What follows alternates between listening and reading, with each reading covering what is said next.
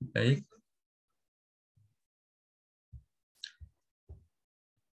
Afwan, Ustaz Saiful Bashir. Ya, tadi Ana menyebutkan Ustaz Saiful Bashir. Afwan ya. Akhto tuh, kesalahan Ana.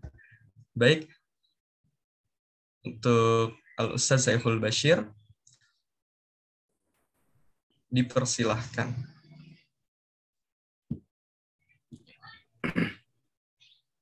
Baik, jazakumullah khairan katsiran Kang Wildan. Wa Assalamualaikum iyyakum. warahmatullahi wabarakatuh. Alhamdulillah rabbil alamin. Alhamdulillah hamdan katsiran thayyiban mubarakan fih. Kama yuhibbu rabbuna wa yarda. Asyhadu an la ilaha illallah wahdahu la syarika lah wa asyhadu anna Muhammadan abduhu wa rasuluh. Allahumma fassalli wa sallim wa zid wa barik wa an'im ala habibina wa syafi'ina wa qurrati a'yunina Muhammadin sallallahu alaihi wasallam wa ala alihi wa ashabihi afdhalus salata wa tammut taslim. Allahumma 'allimna ma yanfa'una وانفعنا بما علمتنا وزدنا علما نافعا وهدى وصلاحا يا رب العالمين. اللهم ارزقنا فهم النبيين وحفظ المرسلين وإلهام الملائكة المقربين. Amma ba'du, yang saya muliakan, yang saya hormati, yang saya doakan senantiasa semoga selalu dalam keadaan sehat teman-teman dari tamuku. Semoga Allah Subhanahu wa taala senantiasa menjaga teman-teman semua dalam dakwah Al-Qur'an, dalam mensyiarkan Al-Quran, dalam kegiatan menghafal Al-Quran, dalam kegiatan Al-Quran. Karena sesungguhnya orang-orang yang menyibukkan diri dalam Al-Quran, menyibukkan diri untuk belajar dan mengajarkan Al-Quran, sesungguhnya mereka sedang menyibukkan diri dalam satu kegiatan yang sangat luar biasa agung, yang sangat luar biasa hebat, yang sangat luar biasa, tidak bisa ditandingi kehebatan dan kebaikannya. Hal ini sebagaimana sabda Nabi Shallallahu Alaihi Wasallam, khairukum man ta'allama al-Qur'ana wa 'allamahu. Lalu kemudian man yuridillahu bi khairan yufaqihu fid din. Lalu kemudian khairun nasi anfa'uhum linnas. Setidaknya ada 3 hadis Nabi Shallallahu Alaihi Wasallam yang menunjukkan kepada khairiyah, yang menunjukkan kepada kebaikan, kepada kemuliaan. Yang semuanya ketiga hadis ini dilakukan, dicakup oleh para pengajar Al-Quran. Yang pertama ada khairukum man ta'allama al-Qur'ana wa 'allamahu. Sebaik-baik kalian adalah orang yang mempelajari dan mengajarkan Al-Qur'an, yang mempelajari Al-Qur'an dan mengajarkannya. Maka sudah jelas bahwa kegiatan teman-teman di sini adalah dalam rangka mengajarkan Al-Qur'an dan juga dalam rangka mempelajari Al-Qur'an. Lalu kemudian, man yuridillahu bi khairan yufaqihu fid din. Siapa yang diinginkan oleh Allah Subhanahu wa taala mendapatkan kebahagiaan, mendapatkan kebaikan, Allah akan mengajarkannya tentang agama. Allah akan menjadikannya dekat dengan fikih, dengan sumber agama. Dan tentu orang yang mempelajari dan mengajarkan Al-Quran, dia sedang dekat sekali, sedang mempelajari sumber agama itu sendiri, yaitu Al-Quran. Lalu kemudian, hadis yang ketiga, khairun nasi anfa'uhum binnas. Baik-baik kalian, sebaik-baik manusia adalah yang paling banyak manfaatnya buat orang lain. Ya, bukan orang yang paling pintar, bukan orang yang paling banyak harta, bukan orang yang paling rich, yang paling kaya, tapi melainkan orang yang paling banyak manfaatnya. Dan orang yang mengajarkan Al-Quran sesungguhnya dia sedang menyebarluaskan manfaat yang luar biasa banyak ya. Kenapa? Karena Al-Quran yang dipelajari, Al-Quran yang dipelajari oleh orang lain berkat pengajaran dari dirinya, maka sesungguhnya dia mendapatkan satu hadis Nabi Shallallahu Alaihi Wasallam, satu kemuliaan dari hadis Nabi Shallallahu Alaihi Wasallam, man sanna fil Islam sunnatan hasanatan falahu ajruha wa ajru man amila biha min ghairi an yanqusa min ujurihim syai'. Siapa yang membuat sunnah baru, siapa yang mengajarkan orang lain kebaikan, kemudian diikuti oleh orang lain, maka sesungguhnya dia mendapatkan pahala tentang kebaikan tersebut, akan kebaikan tersebut, dan juga pahala dari orang yang mengajarkan dan mengikuti kebaikan itu, tanpa dikurangi pahalanya tanpa dikurangi pahalanya sedikit pun. Maka berbahagialah teman-teman semua yang hari ini hadir ya di acara pagi hari ini, karena teman-teman sedang mencari dan berupaya mendapatkan kebaikan yang tiada batas. Merugi mereka yang kemudian tidak memahami, tidak mengetahui tentang kemuliaan ini, khairiyah ini, kebaikan ini. Dia hadir, jasadnya hadir pada ganjal-ganjal semacam ini, namun hatinya tidak hadir, akalnya tidak hadir, pikirannya tidak bersama dengan orang-orang yang menyibukkan diri dengan Al-Quran. Semoga Allah Subhanahu wa Ta'ala jadikan kita orang yang beruntung. Semoga Allah Subhanahu wa Ta'ala jauhkan kita dari orang-orang yang merugi. Nah, pada pagi hari ini saya diminta oleh teman-teman dari Tamuku untuk membahas ya satu fenomena yang ini baru belakangan ini ya, itu muncul di permukaan. Padahal sebenarnya fenomena ini buat teman-teman semuanya, ini fenomena yang udah jadi sudah ada dan sudah jadi sejak saya masih kecil. Ya, sejak saya masih kecil banget. Ya, sejak saya baru mulai ngafal Quran. Saya menghafal Quran umur kelas 1 SD. Kelas 1 SD saya sudah mulai menghafal Al-Quran. Dan fenomena ini sudah ada. Fenomena apa? Ya, fenomena yang jadi tagline judul kita pada pagi hari ini, mengajar khatam atau mengajar mungkin hafalan. Mengajar khatam hafalan atau mengajar mungkin hafalan. Ini sudah ada sejak zaman lampau. Hanya karena banyak sekarang pemuda-pemudi, mahasiswa-mahasiswi, santriwan-santriwati ya yang di perkotaan giat menghafal fenomena ini. Ya, dan alhamdulillah teman-teman dari Tamuku berani mengangkat fenomena ini, kita buat apresiasi ya. Karena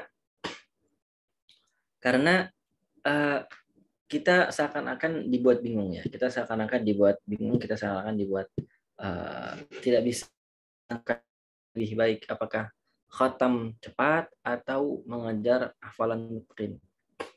Dan frankly speaking, ya, jujur kalau saya boleh cerita tentang perjalanan saya menghafal Al-Quran, saya mengalami dua-duanya.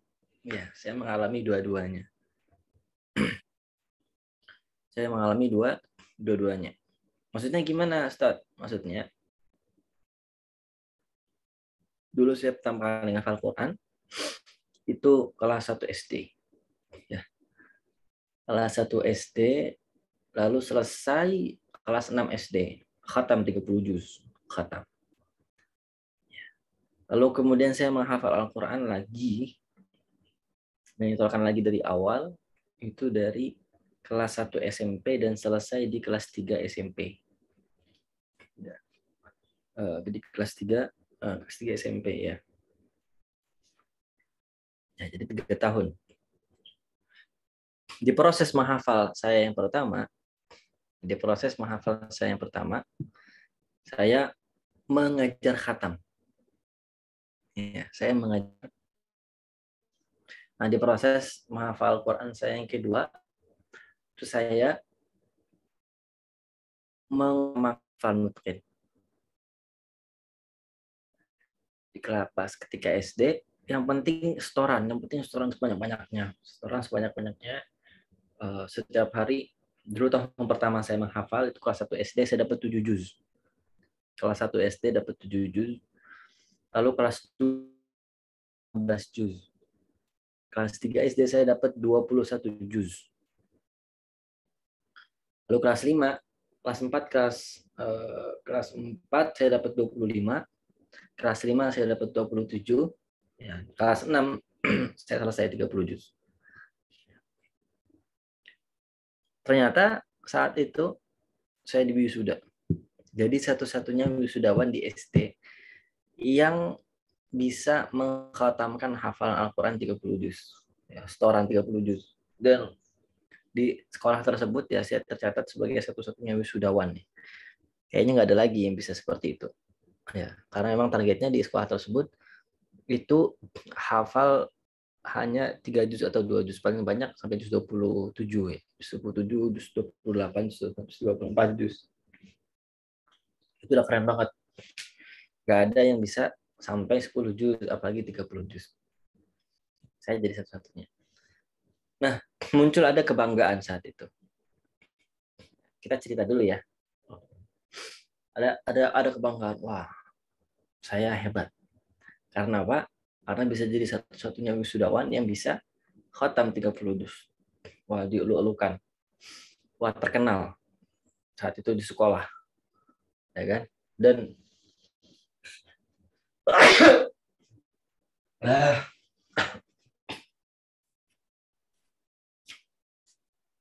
saat itu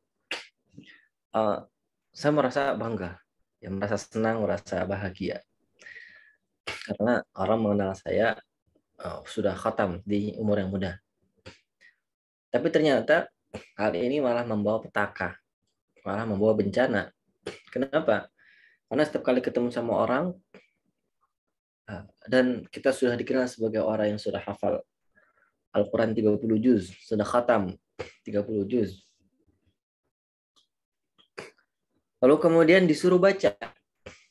Ya, disuruh baca, coba baca surat Luqman. Surat Luqman juz berapa? Juz 21. Coba baca surah Luqman. Saya nggak bisa baca. Saya cuma bisa baca awal-awal ayatnya aja. Ya, ayat yang berkaitan tentang Luqman.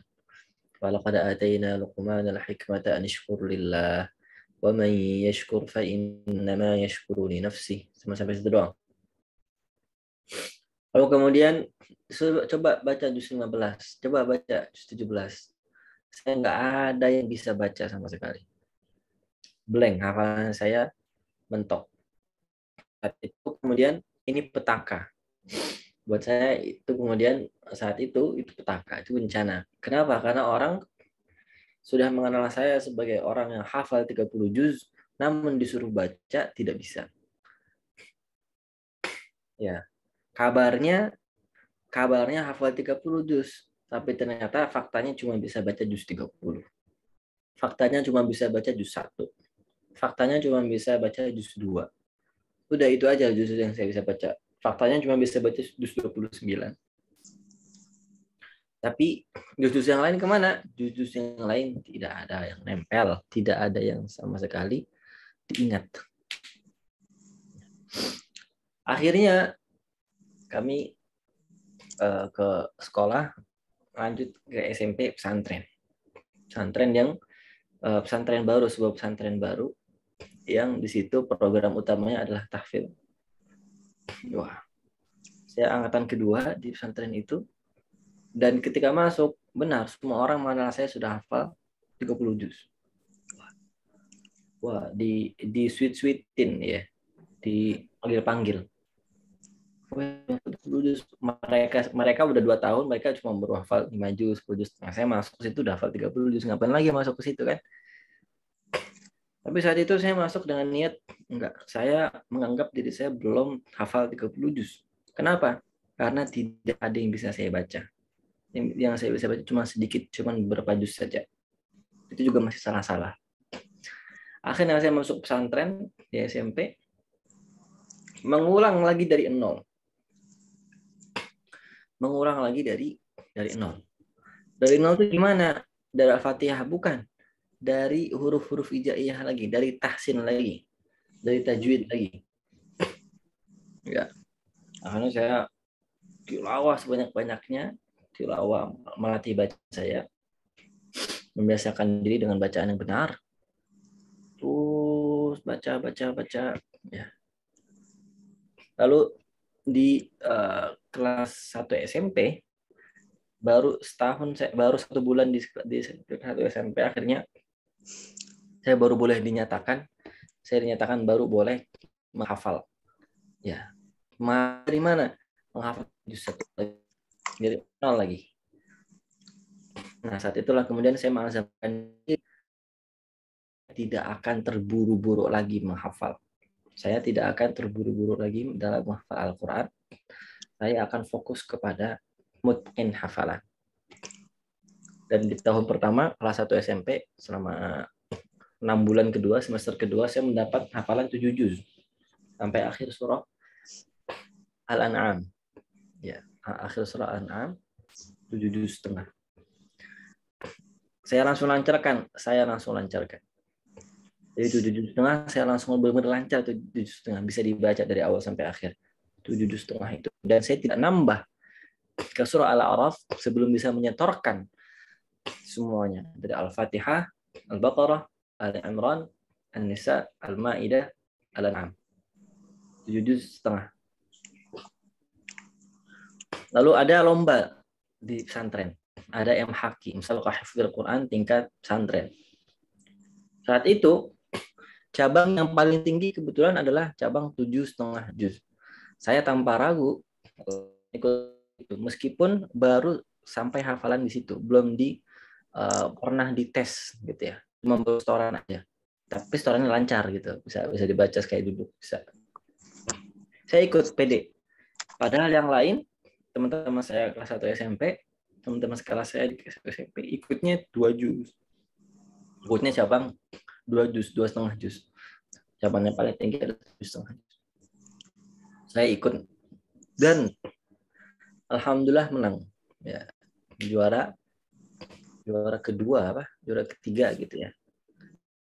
Nah, kalau ini pun memotivasi saya di kelas 2 SMP untuk menambah lebih banyak lagi, untuk melancarkan lebih banyak lagi.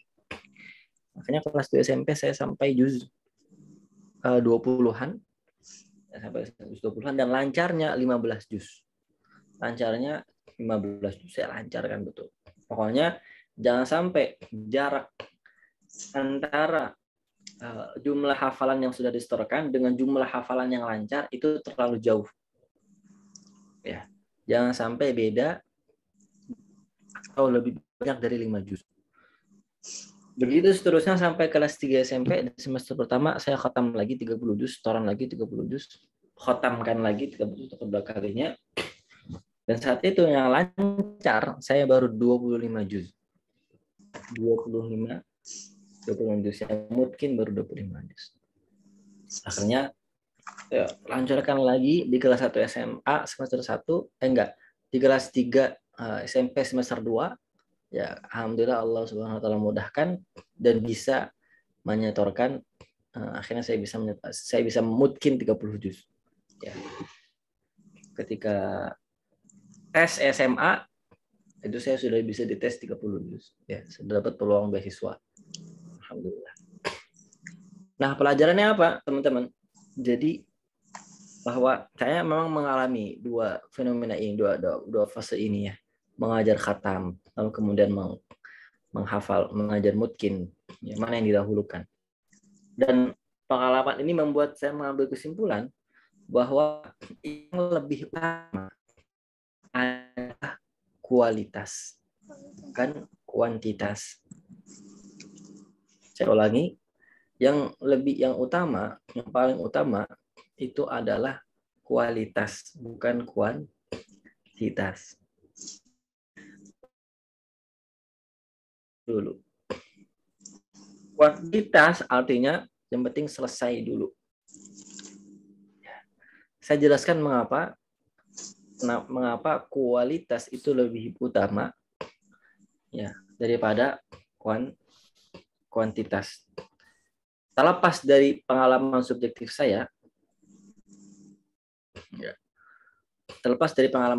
saya, saya kemudian menelaah lagi apa yang sebenarnya terjadi pada proses menghafalnya Rasulullah SAW.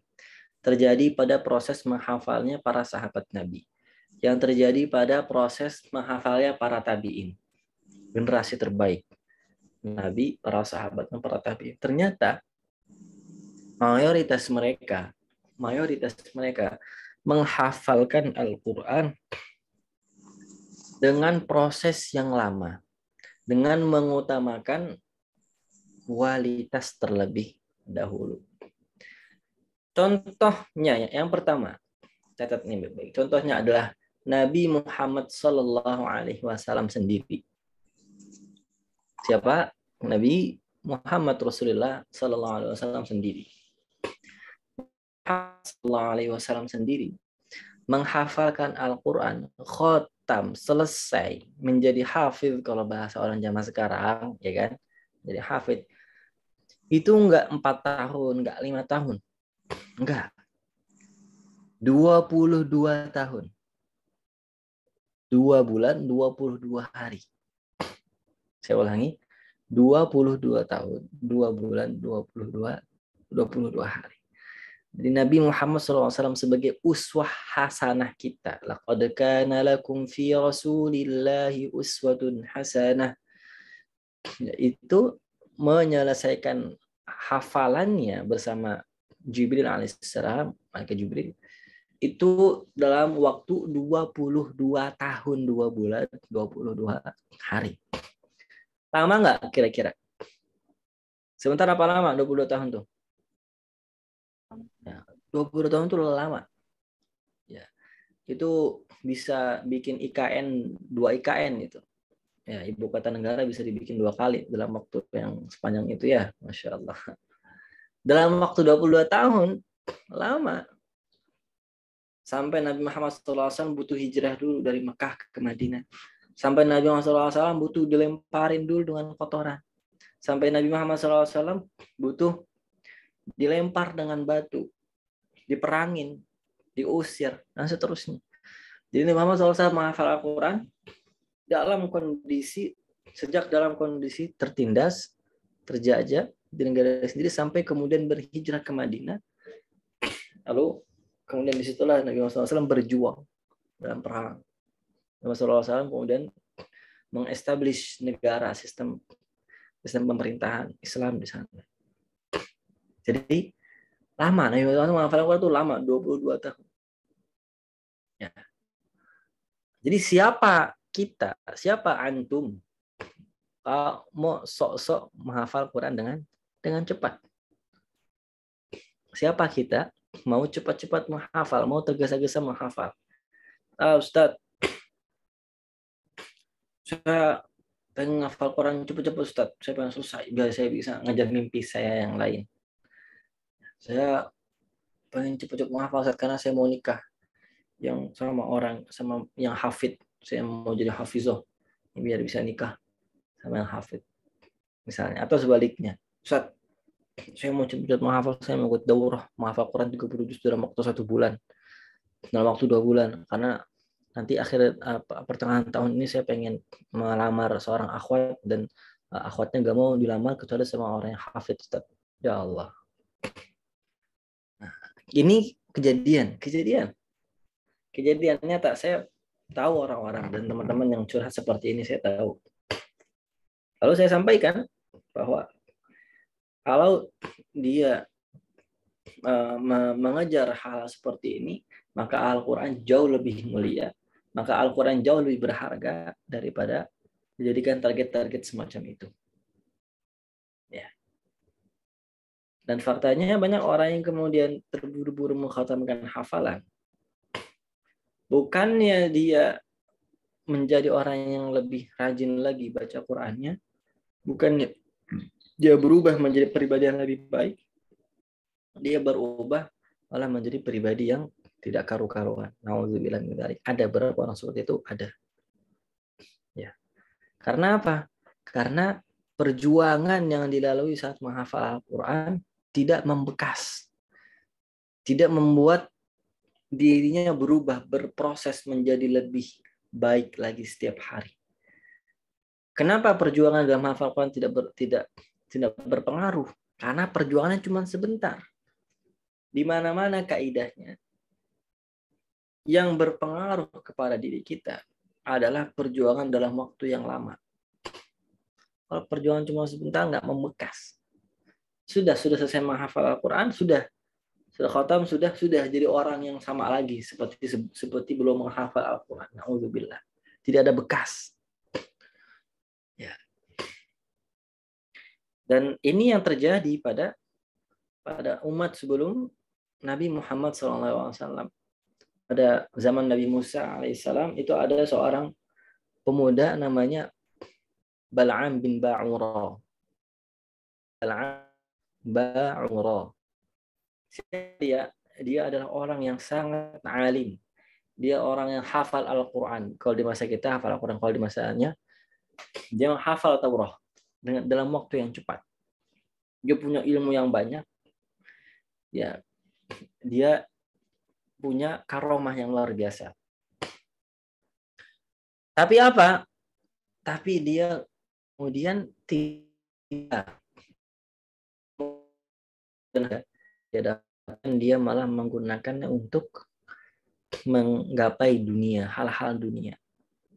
Ya, lalu pelan-pelan dia berlepas diri dari ayat-ayat yang sudah dia hafal. Langkan kejadian ini ada pelajaran di وَاتْلُ عَلَيْهِمْ نَبَأَ الَّذِي آتَيْنَاهُ آيَاتِنَا الشَّيْطَانُ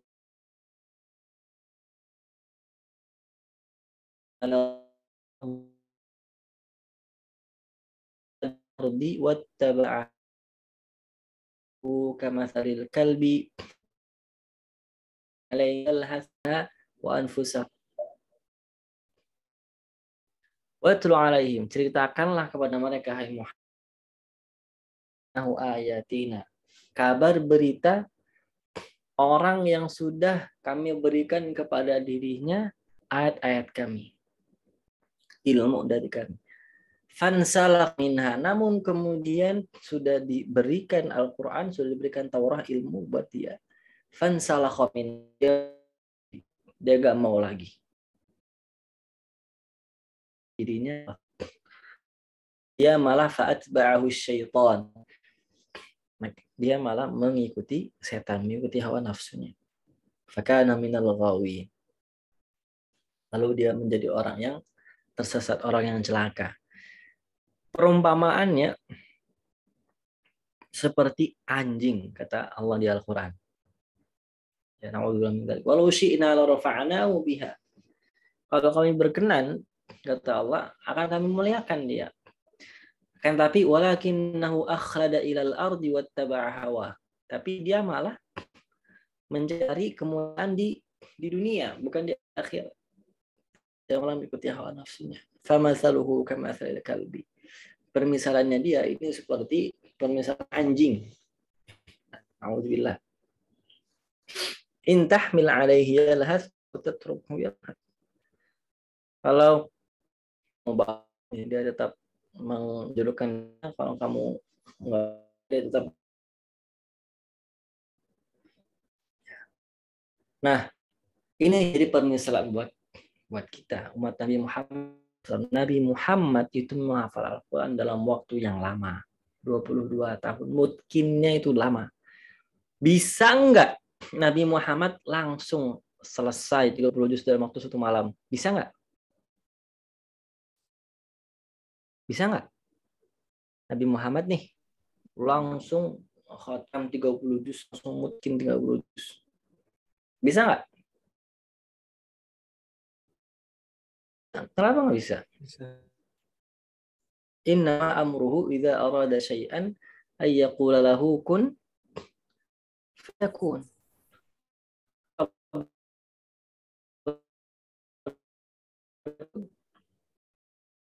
Tetapi Allah tidak menginginkan hal ini terjadi. Kenapa? Nah, pertanyaan ini juga sudah disampaikan 14 abad yang lalu oleh orang kafir Muhammad SAW. وقال الذين كفروا لولا نزل عليه القرآن جملة واحدة. Orang kafir bertanya, laula nuzila alaihi al-Qur'anu jumlatan wahidah. Kenapa sih Al-Qur'an enggak diturunkan sekali aja udah langsung khatam, udah selesai. Kenapa mesti berlarut-larut? Kenapa mesti lama, berhari-hari, berbulan-bulan, bahkan bertahun-tahun? Kenapa? Jadi orang kafir itu udah bertanya tentang hal ini. Kenapa nggak langsung khatam aja? Nabi Muhammad udah selesai. Apa jawaban Allah? Kadzalika linusabbita bihi fuadaka wa rattalnahu tartila. Yang kami inginkan, kata Allah, bukan cepat-cepat. Yang kami inginkan adalah adanya keteguhan, adanya keistiqomahan yang tumbuh dalam jiwa Nabi Muhammad dan pengikutnya. Yang kami inginkan adalah adanya keistiqomahan berdakwah, keistiqomahan beribadah, keistiqomahan beramar ma'ruf nahi munkar. Maka kata Allah, kadzalika linusabbita bihi fuadaka. Demikianlah Al-Qur'an diturunkan tidak sekali langsung khatam, tapi bertahun-tahun dalam proses yang lama. Linusabbita bihi fuadak. Agar kami mengokohkan hati kamu dengan cara ini. Dengan cara Al-Quran turun berangsur-angsur. Linusabbita bihi fuadaka warattalnahu tartila. Dan kami bacakan Al-Quran itu dengan perlahan. Ya.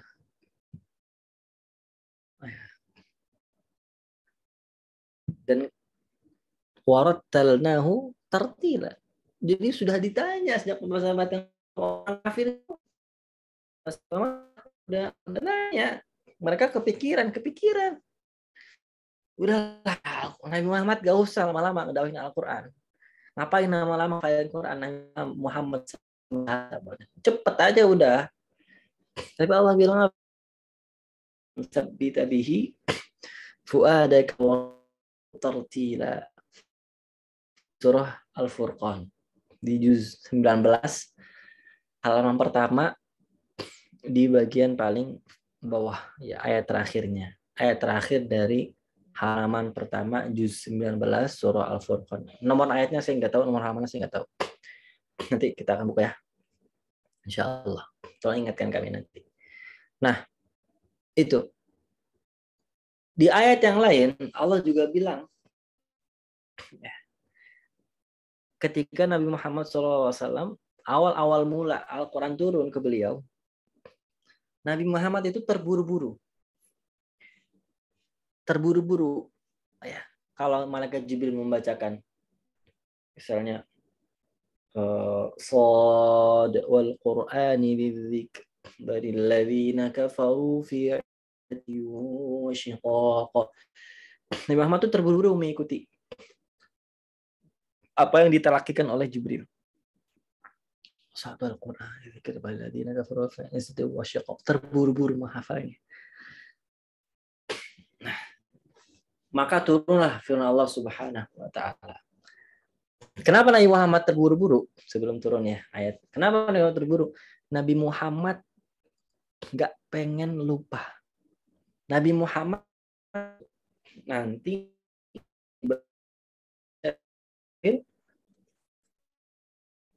kan? Lalu apa? Gitu. Maka Allah kemudian tegur melalui surah Al-Qiyamah. La tuharrik bihi lisanaka lita'jala bih inna alaina jam'ahu wa qur'anah fa idza qara'nahu fattabi' qur'anah. La tuharrik bihi lisanaka. Wahai Muhammad, jangan kamu gerakkan lidah kamu terburu-buru. La tuharrik bihi lisanaka lita'jala bih, agar kamu terburu-buru. Ya, agar kamu pengen cepat-cepat selesai. Inna alaina jam'ahu wa qur'ana. Sesungguhnya tugas kamilah yang akan mengumpulkannya untuk kamu, membuat kamu selesai, membuat kamu mungkin itu tugas kami. Tugas kamu hanya membaca aja sebanyak-banyaknya, mengulang aja sebanyak. Inna alaina jam'ahu. Kata Allah yang membuat kamu mungkin hafalan. Tugas kamu fattabi' qur'anah. tugas kamu hanya ikuti saja sebanyak-banyaknya, ikuti saja, ulang terus banyak-banyaknya. Gak usah buru-buru. Ikuti saja apa yang kami bacakan. Tsumma inna alaina bayana.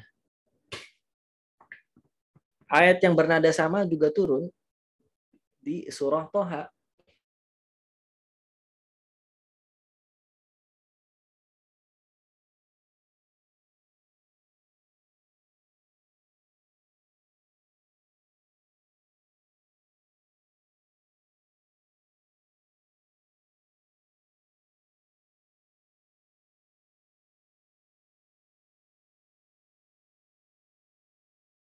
Menghafal Al-Quran, padahal Al-Quran belum selesai dibacakan kepada kamu, hai Muhammad.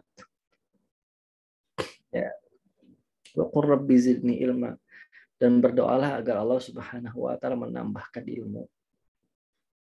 Ya, jadi ini ayat di surah Thaha sama bunyinya, ya, kurang lebih pesannya sama. Jangan buru-buru, jangan tergesa-gesa.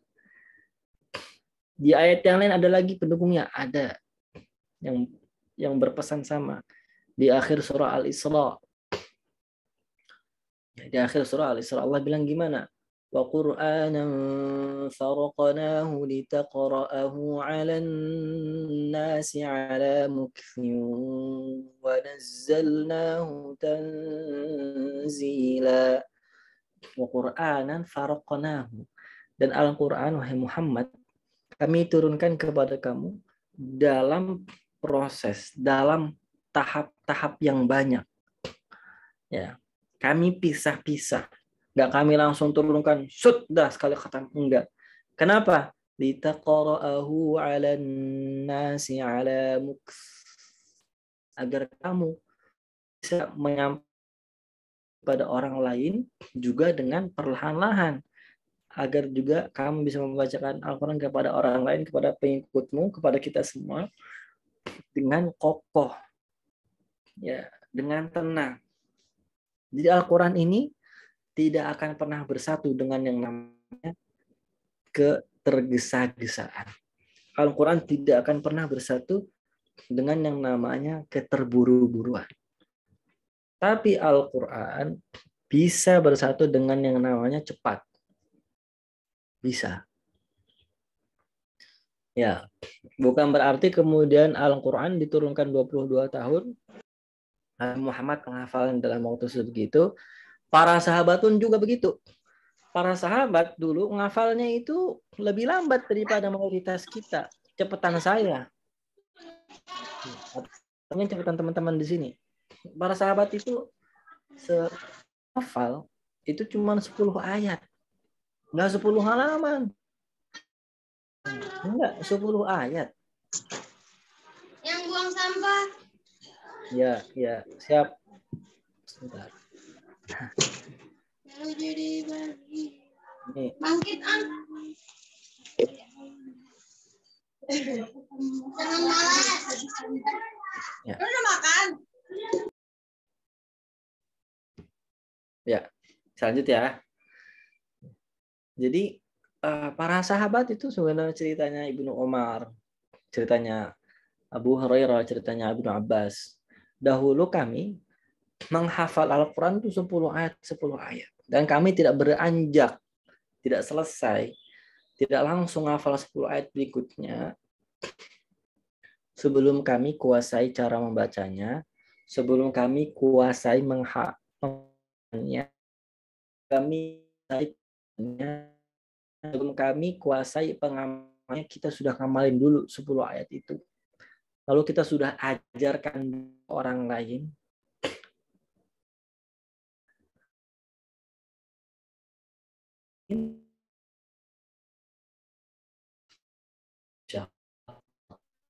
Kita 10 ayat berikutnya. Jadi nggak kayak kita sekarang ngafal udah yang penting surah pelatihan menghafal Al-Quran dalam waktu satu bulan. Ya, Masya Allah. Siapa kita mau terburu-buru menghafal? Cuman diingat ya, saya tadi sampaikan bahwa bukan berarti Allah kemudian tidak mengizinkan hamba-hamba pilihannya untuk menghafal Al-Quran dalam waktu yang sangat cepat. Bukan berarti demikian. Allah mengizinkan itu terjadi. Kejadian sama siapa? Kejadian sama Zaid bin Thabit. Zaid bin Thabit itu menghafal Al-Quran hanya hitungan pekan. Zaid bin Thabit. Kemudian juga para sahabat junior, para tabi'in, seperti misalnya Imam Az-Zuhri, itu menghafal Al-Quran dalam waktu 1 malam. Menurut sebuah riwayat, ada yang bilang 1 bulan, ada yang bilang malah 1 malam. Kemudian Imam Asy-Syafi'i itu menghafal Al-Quran dalam waktu yang sangat cepat. Sangat cepat. Enggak sampai hitungan tahun. 7 tahun sudah selesai menghafal, baru mulai menghafalnya, baru mulai membaca, langsung menghafal Al-Quran, langsung hafal. Imam Bukhari dan seterusnya. Para ulama-ulama kita terdahulu itu menghafal Al-Quran yang memang cepat. Tapi bedakan mana yang memang Allah ridhai dan mana yang tidak Allah ridhai. Yang Allah izinkan dan Allah ridhai adalah menghafal Al-Quran dengan cepat. Yang tidak Allah ridhai tapi Allah izinkan, bisa saja terjadi. Tapi Allah tidak ridhai adalah menghafal Al-Quran cepat-cepat. Yang pertama apa? Menghafal Al-Quran dengan cepat. Kalau yang kedua, menghafal Al-Quran dengan cepat-cepat. Yang pertama ini adalah atas ridha Allah. Izin dan ridha Allah. Yang kedua, hanya izinnya Allah saja. Tapi ridhanya tidak. Mengapa saya mengatakan izinnya Allah? Ya, itu bisa terjadi. Allah izinkan. Allah izinkan ada orang yang bisa menghafal karena terburu-buru. Ya, dia lagi ngejar program, dia lagi mau ngelamaran, dia mau lagi postal apa gitu, cepet-cepet ngafal, bacanya pun nggak jelas apa. Allah izinkan, dia izinkan, serang. Tapi Allah nggak ridhoi. Akhirnya apa? Akhirnya setelah selesai menghafal, dia seperti orang yang tidak menghafal lagi. Dan tidak bisa diulang lagi. Kenikmatan apa yang bisa diharapkan dan bisa ditunggu-tunggu dari orang-orang yang menghafal Al-Quran tetapi tidak menghafalnya. Kenikmatan macam apa? Maka kemudian yang lebih utama adalah mengejar mutqin. Yang lebih utama adalah hafalan mutqin terlebih dahulu. Khatam itu adalah rezeki dari Allah. Mutqin juga adalah rezeki dari Allah Subhanahu wa ta'ala. Ridha Allah dan rezeki Allah itu murni untuk orang-orang yang memang tulus berjuang, tulus ikhlas, nggak mengejar hal-hal materi duniawi, ya, tidak mengejar sertifikat, syahadah, wisuda dan seterusnya. Maka bagaimana caranya kemudian tips-tipsnya apa agar hafalan kita itu mutqin? Agar hafalan kita mutqin, yang pertama luruskan niat. Jangan sampai tercampur dengan riya, sum'ah, ujub. Al-Quran tidak akan pernah bisa bergabung. Al-Quran tidak akan pernah bisa bersatu dengan yang namanya riya, hasad, ujub, sum'ah. Enggak. Karena Al-Quran itu diturunkannya itu ke hati. Kalau di hatinya sudah ada yang menempati, maka Al-Quran akan keluar karena tidak mendapatkan tempat. Al-Quran itu turunnya ke hati. Nazala bihir ruhul amin ala qalbika litakuna minal munzirin. Surah Syu'ara. Al-Quran ini turun kepada Muhammad melalui perantara malaikat Jibril ar-Ruhul Amin. Kemana? Ke hati kamu. Ala qalbika. Sehingga kalau ala qalbika, hati kamu sudah ada hasad, sudah ada riya, sudah ada ujub, sudah ada sum'ah, pengen sebagai orang yang bagus, pengen dilihat sebagai orang yang hafalannya banyak, pengen dicatat, disertifikat sebagai orang yang hafal 30 juz, maka Al-Quran nggak akan bisa sampai hati. Al-Quran mungkin bisa sampai mulut aja, habis itu keluar lagi. Na'udzubillah min dzalik. Tips yang kedua, agar kita fokus kepada mungkin hafalan adalah bikinlah rencana yang realistis ketika menghafal Al-Quran. Karena ada namanya murojaah planner, tim murojaah planner. Itu teman-teman kami di alumni Lipia Jakarta itu bikin namanya murojaah planner. Bisa teman-teman cari di Instagram murojaah planner. Nah, jadi buku gitu ya. Itu ngebantu agar kita bisa ngeplan program hafal mungkin kita. Ya. Nah, kalau tidak diplan, tidak direncanakan, yang penting saya ngafal. Kalau gitulah, udahlah nggak usah ngejar khatam lah, yang penting ngafal aja. Ini juga keliru, salah juga. Nah, yang penting saya terus lillahi ta'ala, tapi nggak merencanakan, nggak bisa. Orang yang merencanakan saja kebanyakan gagal, apalagi yang tidak merencanakan. Ya, Kak, bikin planning. Planning itu dibagi jadi 3. Ada planning harian, planning jangka pendek. Ada planning bulanan, planning jangka menengah, dan ada planning jangka panjang, tahunan. Planning harian. Saya wajib setiap hari murojaah, misalnya 5 halaman. Planning saya wajib 6 bulan ke depan sudah lancar 3 juz mutqin. Ya. Planning tahunan, saya tahun depan wajib sudah hafal 10 juz dan lancar 7 juz. Ya. Lalu actionnya gimana? Actionnya setiap hari murojaah 5 halaman, setiap hari nambah setengah halaman. Gak usah banyak-banyak. Gak usah kuota mengulang daripada kuota menghafal. 70% mengulang, 30% menambah. Kemudian action untuk yang menengah gimana? Actionnya minimal dalam 1 bulan semua hafalan kita sudah terulang 1 kali.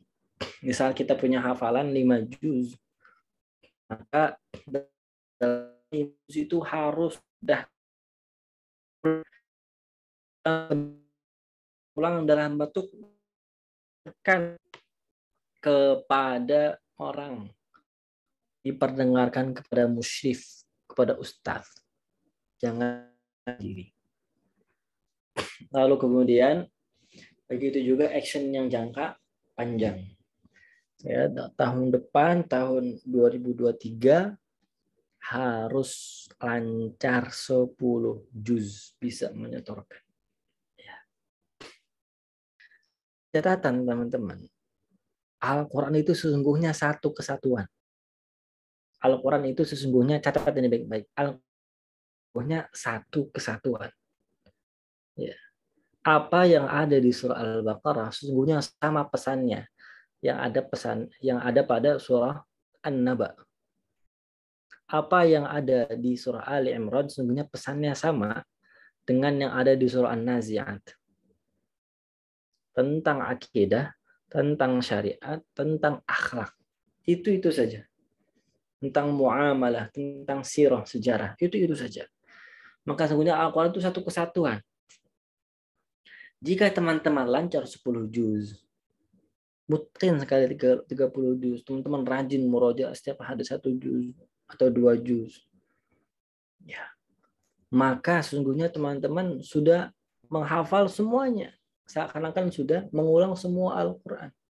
Apalagi kalau target yang paling ideal buat saya, ini karena di umum ya, kalau saya ngomong depan santri, saya nggak akan ngomong begini. Kalau depan santri, teman-teman yang ideal, buat santri-santri menghafal Al-Quran yang setiap hari sama Al-Quran, buat ideal, hafalan itu keulang. Semua hafalan, semuanya hafalan. mau 10 juz, mau 20 juz, mau 30 juz. Itu keulang dalam waktu 7 hari atau 1 pekan. Itu metodenya para sahabat Nabi SAW yang paling ideal. 7 hari khatam, 7 hari khatam, 7 hari keulang, 7 hari keulang. Nama metodenya fami bisyauqin. Apa? Fami bisyauqin. Jadi dari Al-Fatihah sampai Al-Maidah, dari An'am sampai Yunus, dari Hud sampai Al-Isra, dari Al-Kahfi sampai Asy-Syu'ara, dari An-Naml ya sampai As-Saffat, dari As-Saffat sampai Qaf, dari Qaf, dari Az-Zariyat sampai juz 30 sampai An-Nas. Nah, itu jadi bikin planning. Lalu yang ketiga adalah cari tempat yang kondusif. Cari program yang kondusif.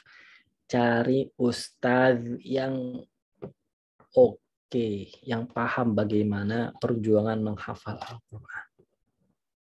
Jangan cari asal ustadz. Yang penting dia guru tahfidz. Tapi nggak pernah merasakan susahnya memutkinkan hafalan. Nanti yang ada adalah rantai setan. Ya. Apa itu rantai setan? Karena gurunya tidak pernah merasa perjuangan memutkin hafalan, sehingga mengajarkannya kepada muridnya nanti, yang penting khotam. Nanti orang ini udah khotam, ngajarin lagi ke orang lain, yang penting khotam. Nanti gitu terus, semuanya penting khotam, penting khotam. Tidak pernah menemukan satu guru yang memang mutkin hafalan. Mutkin hafalan jauh lebih khotam saja, tapi nggak mutkin. Ya. Cari guru yang benar-benar. Ustaz, gimana kalau gurunya ternyata di kampung saya atau di tempat saya nggak mungkin hafalannya? Ya sudah, nggak apa-apa. Tetap setoran ke beliau, tapi Anda setorannya niatnya itu adalah untuk memutkin hafalan, nggak sekedar khotam. Sehingga nanti usulkan kepada Ustaz, saya pengen lancar 5 juz, Ustaz. Tolong tes saya. Tolong makin saya 5 juz tanpa salah. Sekali duduk. Gitu. Ya. Lalu yang keempat tipsnya, ya, bergaullah bersama orang-orang yang punya visi yang sama. Yang memang punya visi memungkinkan hafalan. Nggak visinya yang penting wisuda. Kan banyak orang begitu. Wisuda menghafal, kapan nanti wisuda? Wah, wisuda tahfidz 30 juz. Enggak, visinya adalah kapan kita mungkin, bukan kapan kita khatam. Cari teman-teman seperti itu. Cari, perbanyak. Ada nggak? Ada, banyak sekali di luar sana orang-orang yang memang targetnya itu mungkin. Sehingga menghafalnya itu membawa perubahan dalam kehidupan. Akhlaknya berubah. Gak cuma bunyi suaranya saja yang berubah, tapi akhlaknya juga berubah. Lalu yang terakhir, yang kelima adalah minta dan berdoa sama Allah Subhanahu wa taala. Jangan merasa bisa menghafal sendiri sehingga tidak meminta pertolongan sama Allah. Karena Al-Quran ini adalah punyanya Allah Subhanahu wa taala. Al-Quran diturunkan oleh Allah Subhanahu wa taala. Mudah-mudahan apa yang saya sampaikan ini bisa jadi pesan ya, bisa jadi pengingat buat teman-teman semua, buat saya sendiri. Terlebih lagi kita lagi mau masuk bulan Ramadan, ya. Maksimalkanlah kesempatan nanti bulan Ramadan untuk berinteraksi dengan Al-Quran, berinteraksi dengan Al-Quran. Interaksi Al-Quran yang paling indah adalah ketika kita bisa mentadabburi apa yang kita baca. Bukan hanya sekedar ketika kita bisa membaca tanpa salah, tapi kita bisa mentadabburi apa yang kita baca. Kitabun anzalnahu ilaika mubarakun liyadabbaru, agar kalian, kita ini semua, mereka yang menghafal Quran, kita ini semua bisa mentadabburinya sebaik-baiknya, bisa mengambil pelajaran. Hadanallahu ajmain. Semoga apa yang saya sampaikan singkat ini nggak terlalu banyak, tapi bisa memotivasi teman-teman semua agar lebih fokus lagi untuk memutkinkan hafalan. Saya kembalikan ke Kang William sebagai moderator. Barakallahu fikum.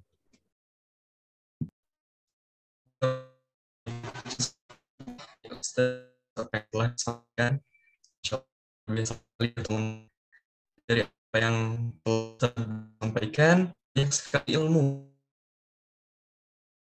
bisa kita Ustaz dalam menghafal Al-Quran, kemudian menceritakan bagaimana kualitas hafalan Al-Quran para sahabat Nabi, tips and trik dalam menghafal Al-Quran, dan tentunya juga ilmu beserta nasihat-nasihat luar biasa yang dapat membuat kita lebih semangat lagi dalam menghafal dan memungkinkan Al-Quran. Seperti itu. Untuk kesimpulannya, Ana serahkan kepada teman-teman, ya, kepada 115 orang yang sampai saat ini masih hadir di Zoom Meet ini. Masya Allah. Baik, Ustaz Barakallah sekali lagi. Jazakumullah khair. Nah, Ustaz, untuk sekarang nih kita insya Allah akan memasuki sesi tanya jawab, Ustaz. Nah, di sini Ana sudah lihat ya di kolom chat. Sebenarnya ada beberapa pertanyaan yang memang sudah Ustaz jawab ketika tadi Ustaz tengah menyampaikan materi. Seperti itu. Jadi, untuk sekarang mungkin Ana bagi menjadi berapa ya? 4 pertanyaan. 3 atau 4 pertanyaan. Ya, 2 via suara, artinya teman-teman open mic, dan 1 via chat. Seperti itu. Baik, di sini udah banyak juga yang raise hand nih. Yang mana dulu ya? Tadi sih dari pertama nih, boleh Lisna Lestari. Silahkan untuk memaparkan pertanyaan yang ingin disampaikan. Baik, terima kasih. Assalamualaikum warahmatullahi wabarakatuh. Waalaikumsalam warahmatullahi wabarakatuh. Sebelumnya terima kasih kepada moderator yang sudah memberikan kesempatan. Juga salam silaturahim kepada semuanya. Di sini saya mohon bertanya Ustadz, metode apa yang Ustadz pakai selama proses menghatamkan Al-Quran ini? Kemudian apakah dalam menggunakan metode ini harus dengan satu metode atau justru boleh menggunakan metode yang beragam seperti itu Ustadz? Lalu bagaimana caranya supaya kita bisa memanage tutur kita ketika murojaah atau menghatamkan Al-Quran. Terima kasih. Ya. Baik, terima kasih Lisna. Baik, kepada Ustadz, mohon untuk dijawab. Terima kasih. Ya, baik, terima kasih pertanyaannya ya. Metode apa yang saya gunakan? Secara pribadi saya tidak pernah menggunakan metode khusus yang ada namanya. Kan ada banyak metode ya yang bernama dan berjudul. Metode apa enggak. Saya memakai metode tertentu ketika mempelajari tahsin saat kecil. Saya pakai qiraati. Ya. Sekali qiraati, sekali iqra. Ya, saya pakai dua-duanya. Saya nggak ingat apakah saya mau khatamkan dua-duanya. Ya, dengan cerita dari ibu saya, itu saya selesai sampai iqra yang 6 tuh. Qiraati sampai 4 atau berapa gitu ya. Tapi ketika sudah menghafal, saya tidak ingat saya menggunakan metode khusus yang ada namanya. Kan cara yang umumnya biasa dilakukan para penghafal Al-Quran. Ya, apa cara yang umumnya biasa digunakan para penghafal Al-Quran? Biasanya santri-santri para penghafal Al-Quran yang memang khusus itu menghafal dan murojaah di jangka waktu periode yang sama. Jadi tidak menghafal dulu baru murojaah. Atau tidak menghafal, murojaah, baru ngafal lagi. Murojaah, baru ngafal lagi. Murojaah, baru ngafal. Enggak. Tapi simultan. Berjalan dalam waktu yang sama. Gimana? Saya menghafal sehari itu 4 jam. Catat. Saya nggak tahu ini metode apa namanya. Ya. Saya berbagi pengalaman saja. Menghafal sehari 4 jam. Di pagi hari 2 jam. Di zuhur hari tengah hari setengah jam. Ya. Di sore hari 1 jam. Dan di maghrib 1 jam. Ya, kurang lebih 4-5 jam sehari. Ya. Di pagi hari, fokus untuk menambah hafalan. Ya, jadi setoran ke musyrif, ke guru, ke ustadz, apa yang sudah kita siapkan. Berapa halaman? Rata-rata saya sehari menyetorkan 2 halaman. Dua halaman. Kalau tidak kuat, jangan dipaksa. Kalau tidak kuat, jangan dipaksa. 1 halaman saja. Kalau nggak kuat lagi, setengah halaman. Ya. Orang yang bisa menyetorkan setiap hari 2 halaman, insya Allah 2 tahun selesai khatam. Kalau 1 tahun itu 1 tahun. 1 halaman itu biasanya 4 tahun. 1 halaman biasanya 4 tahun. Kalau setengah halaman ya 6-7 tahun. Ya. Dan biasanya karena Al-Quran ini hafal dan Al-Quran ini satu kesatuan. Kalau orang dia awal mulanya dia hanya bisa setengah halaman. Lama-kelamaan dia akan terbiasa, dibuat mudah sama Allah karena Al-Quran ini memang mudah, dijanjikan mudah sama Allah. Maka lama-lama dia bisa 1 halaman, lama-lama bisa 1,5 halaman, lama-lama nanti bisa 2 halaman, bahkan 5 halaman. Dan itu yang terjadi pada saya. Pertama kali ngafal, saya nggak banyak-banyak, setengah halaman. Dalam 3 bulan, kayaknya bisa nih langsung 1 halaman, ternyata bisa 1 halaman. Jalan 3 bulan lagi, ternyata bisa nih 2 halaman. Terus begitu. Nanti kalau udah di atas 20 juz, udah terbiasa menghafal, bisa sampai 3 halaman, 4 halaman. Tapi ini kembali kepada kemampuan masing-masing yang tadi dianugerahkan sama Allah. Apakah kita termasuk yang cepat menghafal atau lambat menghafal? Itu semua karunia Allah. Ya. Dan nggak ada bedanya. Saya perlu tekankan ini berkali-kali. Nggak ada bedanya. Orang yang cepat menghafal dan lambat menghafal tidak menentukan kualitas dirinya di hadapan Allah. Saya tekankan berkali-kali ke setiap orang yang bertanya ke saya. Mana yang lebih utama Ustaz, cepat ngafal apa lambat ngafal? Gak ada bedanya. Gak ada bedanya sama sekali di hadapan Allah.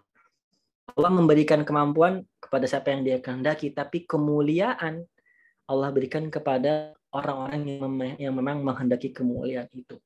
Maka kemuliaan itu akan didapatkan buat mereka yang istiqomah. Baik selesainya cepat atau lambat menghafal. Orang yang cepat selesai khatam, tapi kemudian dia nggak istiqomah, dia nggak murojaah lagi, dia orang yang paling hina. Na'udzubillah. Banyak kan kayak gitu? Banyak. Orang yang lambat ngafal, tapi di setiap hari murojaah, setiap hari mau 5 tahun, mau 6 tahun, nggak akan berikan dia kemuliaan dunia akhirat. Itu terjadi banyak sekali. Nah, itu jadi metode menghafalnya simultan begitu. Di siang hari saya murojaah, jadi di pagi hari ngafal, nambah hafalan baru selama 2 jam itu. Kemudian di siang hari murojaah apa yang sudah kita hafalkan di pagi hari. Lalu di sore hari murojaah apa yang sudah kita hafalkan di waktu-waktu yang lampau, bukan yang di pagi harinya, tapi di kemarin. Di hari kemarin, 2 hari yang lalu, 3 hari yang lalu, bahkan sampai sebulan yang lalu. Lalu di malam hari kembali mengulang apa yang sudah kita hafalkan di hari-hari yang lampau sambil mempersiapkan hafalan di esok hari. Di hari Senin, Selasa, Rabu, Kamis, 4 hari. Kalau dapat 4 halaman selama 4 hari ini, maka nanti di hari Jumat itu hari fokus untuk mengikat semua apa yang kita sudah hafal. Jadi setorkan 4 halaman di hari Jumat. Nah, setorkan hafalannya itu 4 halaman. Hafalan di hari Senin, hafalan di hari Selasa, Rabu, dan Kamis. Begitu. Nanti di hari Sabtu, setorkan kepada Ustadz hafalan yang sudah dihafal di pekan itu, di pekan sebelumnya, dan di pekan yang sebelumnya. Jadi 3 pekan. Sehingga total ada 12 halaman. Atau 15 halaman. Yang ideal 1 juz langsung. Di akhir pekan. Sehingga simultan program menghafal sama program murojaah. Ini catatan khusus tidak bisa dilakukan oleh orang-orang yang memang fokus. Nggak bisa sambil kuliah, nggak bisa sambil kerja, nggak bisa sambil bisnis. Nggak. Harus duduk di pesantren. Duduk di pesantren, duduk di program tahfidz, duduk di rumah Quran. Ambil program 2 tahun, 3 tahun. Duduk seperti itu. Nggak bisa sambil-sambilan. Kalau sambil-sambilan, Al-Quran juga ngasihnya sambil-sambilan juga.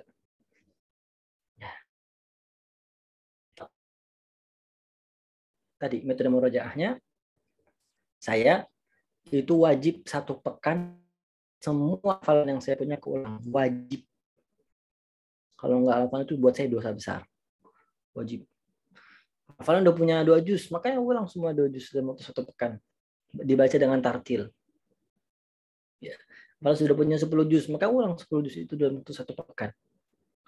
Hafalan sudah 20 juz, ulang 20. Hafalan sudah 30 juz, ulang. Bahkan jika setiap hari harus mengulang 6 juz, 5 juz, lakukan itu. Lakukan.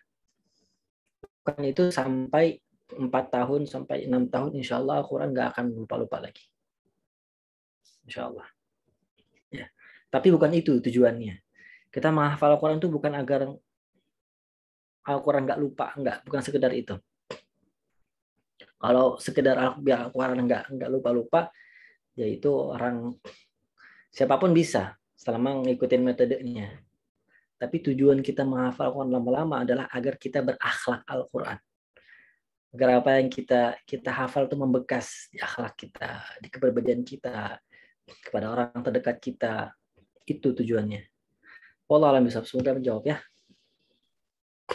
Ustaz. Wan. Insya Allah. Terima kasih Ustadz atas jawabannya. Semoga untuk Ukhlisna pertanyaan tersebut pernyataan Ustadz bisa menjawab ya.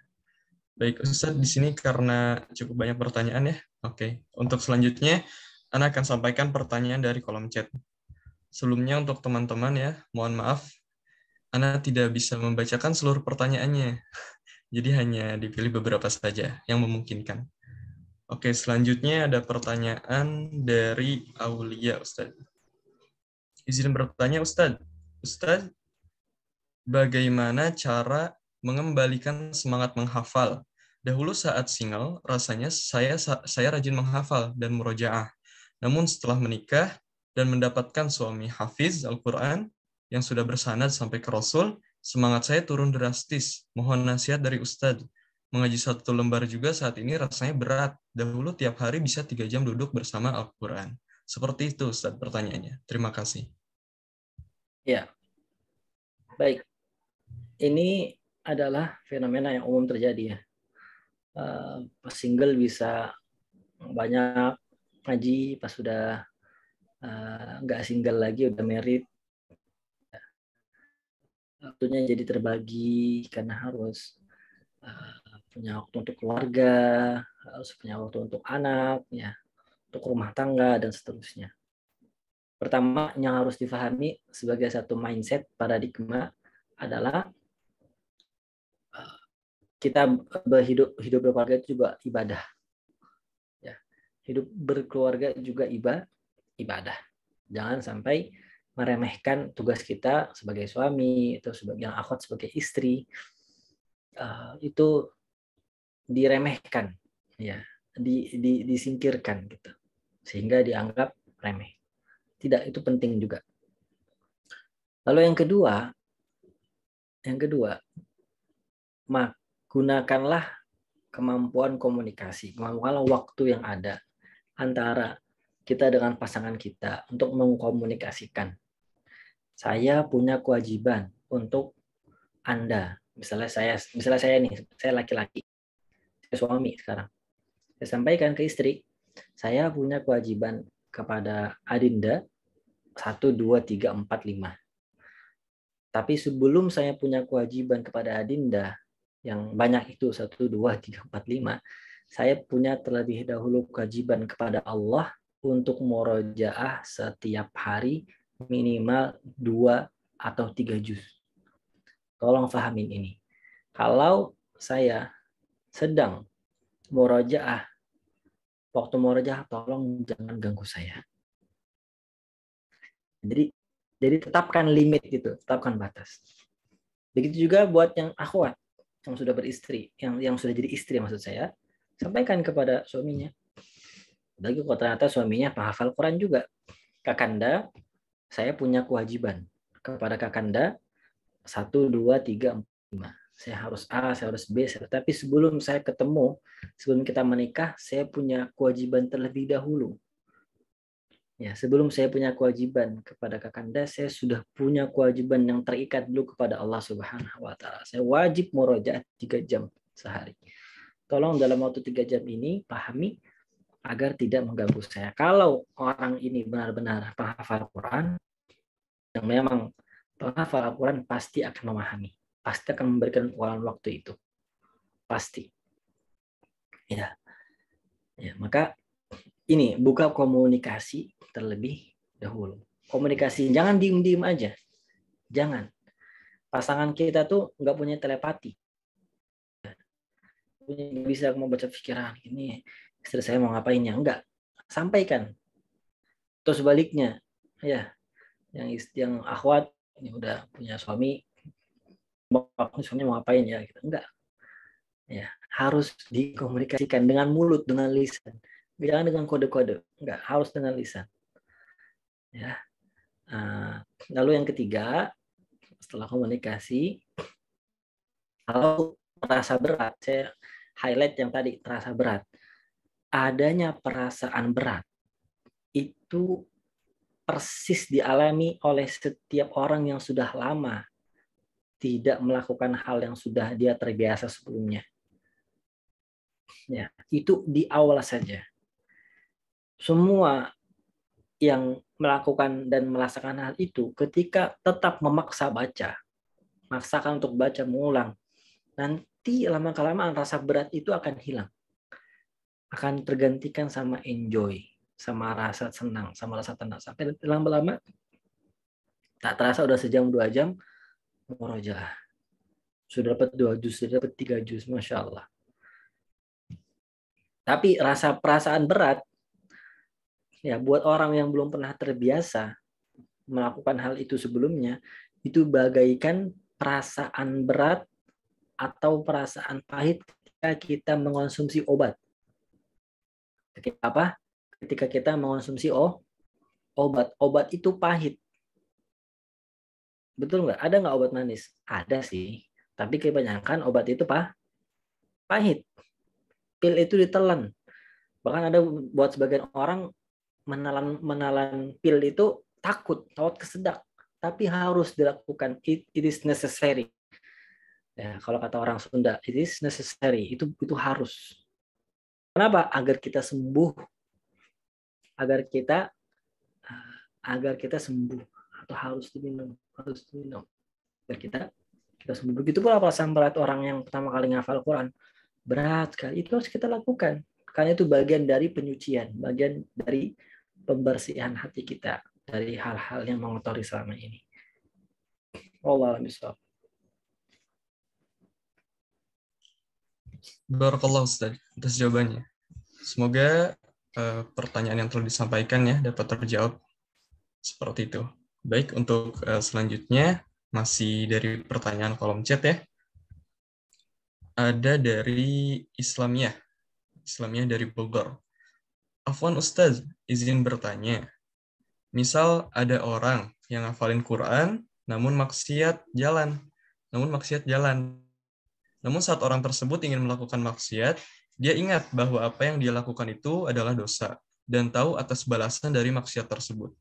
Namun orang tersebut menganggap remeh dengan alibi, ntar juga bisa taubat, kan Allah Maha Pengampun. Lantas bagaimana cara untuk melawan hawa nafsu tersebut seperti ghibah dan lain-lain? Seperti itu, Ustaz. Terima kasih. Ya. Ya, bagian dari dosa besar adalah menganggap bahwa Allah itu tidak melihat, bahwa Allah itu tidak mendengar, bahwa Allah itu tidak mengetahui.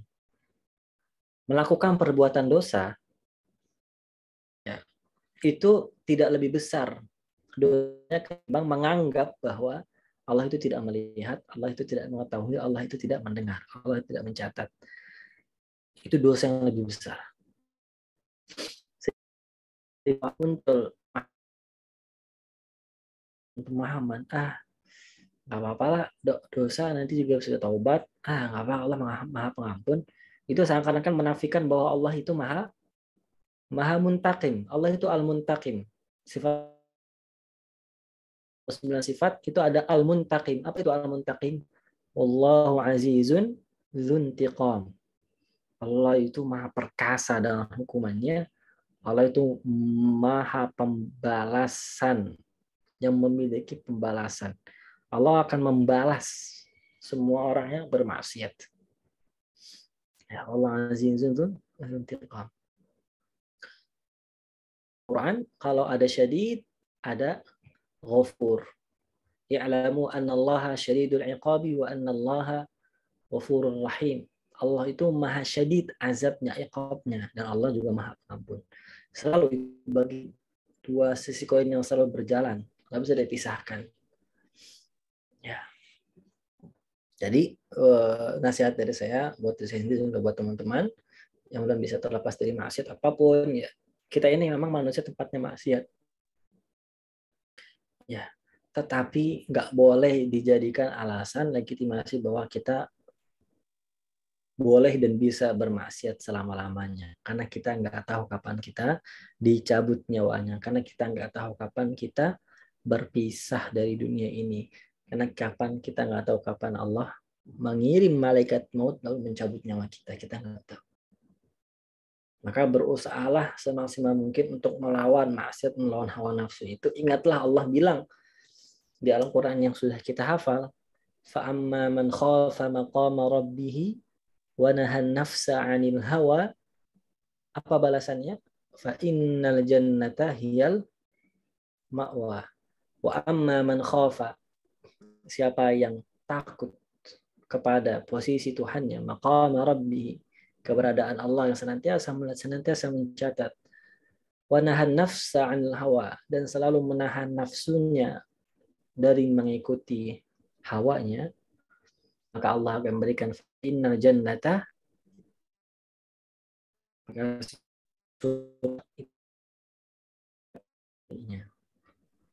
wallahu a'lam bishawab. Barakallahu Ustaz. Semoga sampaikan dapat menjawab pertanyaan tadi. Baik. Nah, sekarang kita ke pertanyaan keempat nih. Gimana Ustaz? Ke pertanyaan terakhir atau boleh dikasih bonus jadi 5 pertanyaan? Boleh yang terakhir ya. Saya habis ini ada ini lagi. Oh, nah Ustaz.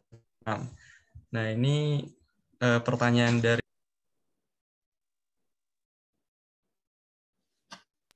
mohon maaf Ustaz, ada sedikit gangguan. Nah, ini pertanyaan dari kolom chat juga yang Ana kira bisa mewakili juga nih teman-teman yang ada di sini. Nah, dari Lulu ya, dari Bandung. Afwan, Kak, izin bertanya. Melihat fenomena di zaman sekarang yang kita tahu bahwa maksiat bertebaran di mana-mana. Bagaimana seseorang yang sedang belajar menghafal Al-Quran, seorang yang Al-Quran mempertahankan hafalannya, apalagi sebagai mahasiswa dengan dunia kampus yang sangat beragam pergaulannya. Sebaliknya, orang-orang yang ingin memfokuskan hafalan Quran menjadi seorang aktivis atau fokus dengan hafalannya saja. Mengingat saya pernah mendengar statement bahwasanya Al-Quran tidak mau diduakan. Seperti itu, Ustaz, pertanyaannya. Terima kasih. Ya, ini pertanyaannya cabang kemana-mana ya. Ya, bismillah. Jadi, menghafal Al-Quran di zaman sekarang yang penuh dengan fitnah, ini merupakan satu jihad ya. Jihad yang setara dengan jihad mengangkat senjata. Kita tidak ada kewajiban mengangkat senjata sekarang kecuali kalau memang kita hidup di Palestina, di bumi Syam. Ya. Maka kita berjihad dengan hawa nafsu kita. Kita berjihad melawan hawa nafsu kita dengan Al-Quran.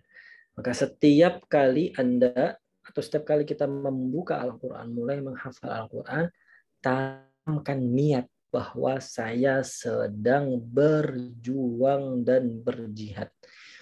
Jadi tidak sekedar ketika membuka Al-Quran, sekedar mencari pahala, sekedar mencari syafaat.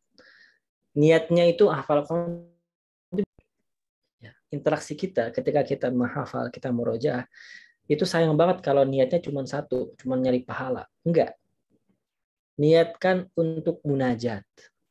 Munajat itu apa? Munajat itu bercakap-cakap dengan Tuhan, bercakap-cakap dengan Allah.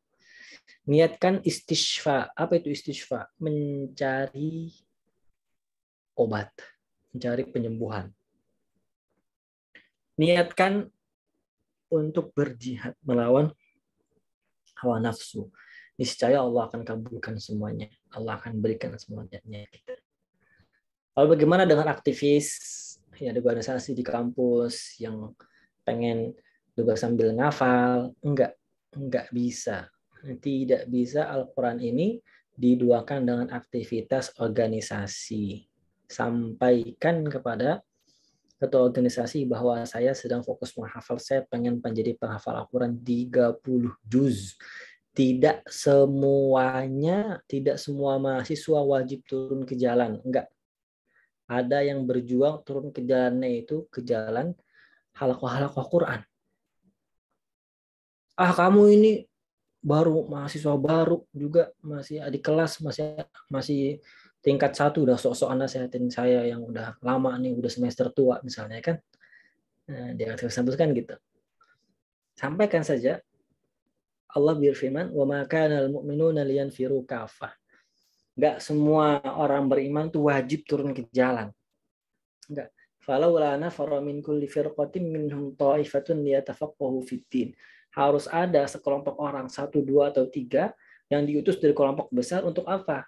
Untuk pergi, bukan ke medan juang, menjadi aktivis, menjadi orang yang angkat senjata. Enggak. Mereka perginya ke liyatafaqahu fid-din, ke halaqah-halaqah menghafal Al-Quran, fokus 3 tahun, 4 tahun. Kalau sambil kuliah bisa, kalau sambil kuliah saja bisa, tapi kalau udah sambil kuliah, udah sambil aktivis organisasi, udah sambil aktivis sosial, udah sambil ngurusin bisnis, apalagi udah nikah, Al-Quran yang ke laut. Nggak bisa. Tapi kalau mahasiswa terus dia ngafal Quran, insya Allah masih bisa. Masih bisa tolerir. Ngafal, jadi kupu-kupu, kuliah pulang. Pulangnya buat ngapain? Buat ngafal Quran di halaqah, di rumah tahfidz, di lembaga tahfidz. Insya Allah bisa. Wallahu a'lam bishawab. Barakallahu Ustaz, terima kasih atas jawabannya. Mungkin untuk sesi tanya jawab dicukupkan sekian. Ana pribadi memohon maaf ya kepada teman yang pertanyaannya belum bisa tersampaikan karena melihat ya kita pertemuan daring ini waktunya terbatas dan Ustadz juga kebetulan ada acara lagi Ustadz ya setelah ini. Seperti itu. Jadi alhamdulillah ya. Terima kasih kepada Ustadz Barakallahu Fiik telah menyempatkan waktunya untuk hadir di kajian tamuku ini. Kemudian juga kepada teman-teman, terima kasih, Barakallahu Fikum. Nah, sebelum kita menutup acara kajian online kali ini, kita ada sesi foto bersama nih. Jadi dimohon ya untuk teman-teman, boleh dong open kameranya terlebih dahulu ya. Open camnya dulu, kita ada sesi foto bersama. Ayo, boleh. Open cam-nya dulu. Nah, seperti itu ya. Sebentar aja kok. Masya Allah ya. Kurang lebih dari 120 sampai akhir acara masih ada 107 orang. Masya Allah luar biasa ya. Semangat dari teman-teman yang hadir di kajian temuku ini. Baik, Teh Nida, apakah sudah siap untuk screenshot-nya? Ya, ini ada 5 slide ya. Jadi 5 kali. Oke, ada 5 slide ya.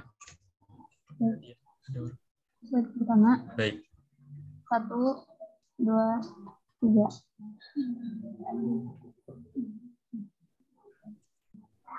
Satu, 2, 3. Oke, selanjutnya slide 2 ya. Ya. Oke, selanjutnya.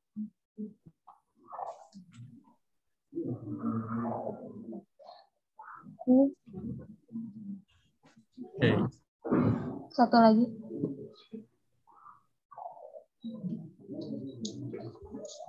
Oke, sudah. Sudah, baik. Alhamdulillah. Terima kasih sekali lagi kepada teman-teman juga Al-Ustadz yang telah menyempatkan waktunya untuk hadir di kajian Tamuku ini. Alhamdulillah tidak terasa ya, acara dari awal sampai akhir, dan tentunya kita mengharap ridha Allah ya. Baik, terima kasih. Saya di sini selaku MC pamit undur diri. Ustadz, terima kasih sekali lagi telah menghadiri acara ini. Wassalamualaikum warahmatullahi wabarakatuh. Waalaikumsalam. Waalaikumsalam warahmatullahi wabarakatuh. Syukran. Baik, untuk teman-teman boleh dipersilahkan untuk meninggalkan Zoom Meet ini.